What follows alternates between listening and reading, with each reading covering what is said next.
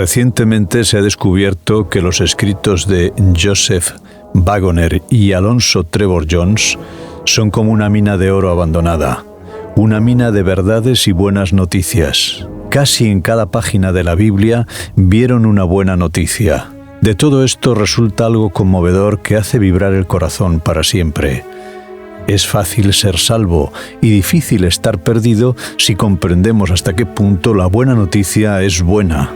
Es con inmenso placer que presentamos estos deliciosos bocados cotidianos de buenas noticias.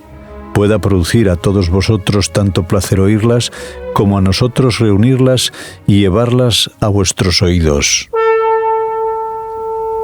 Cristo hecho en todas las cosas como somos nosotros.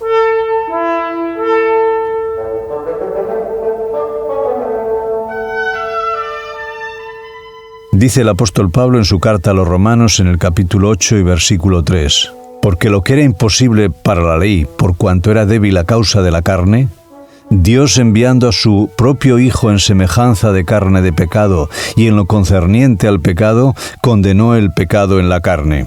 Hay una idea común de que esto significa que Cristo simuló una carne de pecado, que Él no tomó sobre sí mismo la actual carne de pecado, sino solamente lo que parecía ser tal.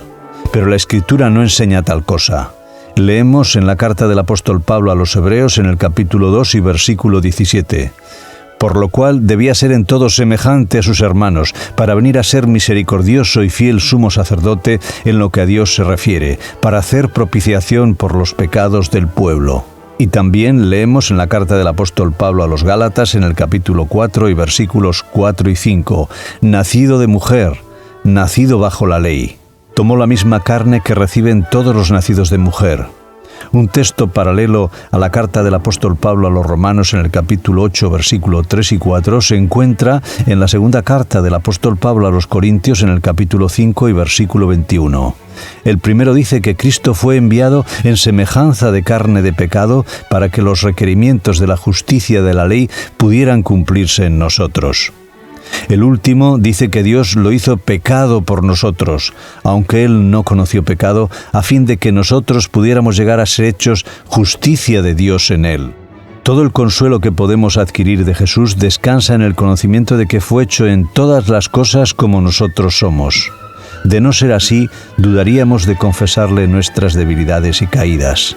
El sacerdote que ofrece sacrificios por los pecados debe ser uno que pueda tener compasión de aquellos que son ignorantes y caminan extraviados, puesto que él también está rodeado de debilidad, como dice el apóstol Pablo en su carta a los Hebreos en el capítulo 5 y versículo 2.